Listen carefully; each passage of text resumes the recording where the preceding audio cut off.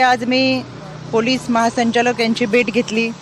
त्यांना देखील या तपासाबाबतचं पत्र दिले, जे मी तुम्हाला माध्यमातून सुद्धा दिले. त्यानंतर मी राज्याचे मुख्यमंत्री आदरणीय देवेंद्रजी फडणवीस साहेब यांची भेट घेतली. त्यांनाही ते पत्र दिले, ते मी तुम्हाला माध्यमातून दिलेले. मी आता आदरणीय सुनेत्रा वहिनी, राष्ट्रवादी काँग्रेस पक्षाच्या आमच्या राष्ट्रीय अध्यक्ष, आमच्या नेत्या यांची भेट घेतली आणि एकंदर हा सगळा घटनेचा तपास हा पारदर्शकपणे व्हावा, निष्पक्षपणे व्हावा, यासाठीची मागणी केली. यामध्ये आपण काही लोकांवर विश्वास ठेवतो, एक आध्यात्मिक श्रद्धा आपली असते, एक आध्यात्मिक भावना असते. माझं संपूर्ण कुटुंब हे वारकरी कुटुंब आहे. त्याच्यामुळं आमची जी श्रद्धा होती ती आध्यात्मिक दृष्टिकोनातून होती आणि म्हणून आम्ही कुटुंब ह्या देवस्थानशी जोडलं होतं.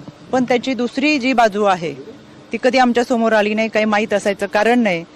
वर्षातल्या काही कार्यक्रमांना उपस्थित राहत असताना काही कालावधीसाठी आम्ही तिथं असायचो. त्याच्यामुळे जे काही घडले ते अत्यंत चुकीचे, अतिशय घाणेरडं कृत्य आहे. त्याचं कुठेही आम्ही समर्थन करणार नाही. पोलिसांनी त्याचा सखोल तपास करावा, आरोपीवर कठोर कारवाई करावी, ही मागणी आम्ही महासंचालक असेल, आदरणीय वहिनी असतील, आदरणीय देवेंद्रजी फडणवीस असतील यांच्याकडे केलेली आहे. व्यक्तीवर कठोर कारवाई व्हावीच ही मागणी मी आज केलेली आहे आणि या सगळ्या गोष्टींचा निष्पक्षपणे तपास व्हावा.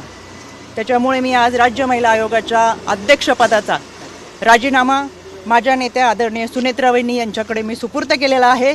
याबाबतचा जो काही निर्णय असेल तो आदरणीय वहिनी घेतील. आपल्याशी बोलण्यासाठी मी सविस्तर पुराव्यासहित पत्रकार परिषद घेतली. धन्यवाद.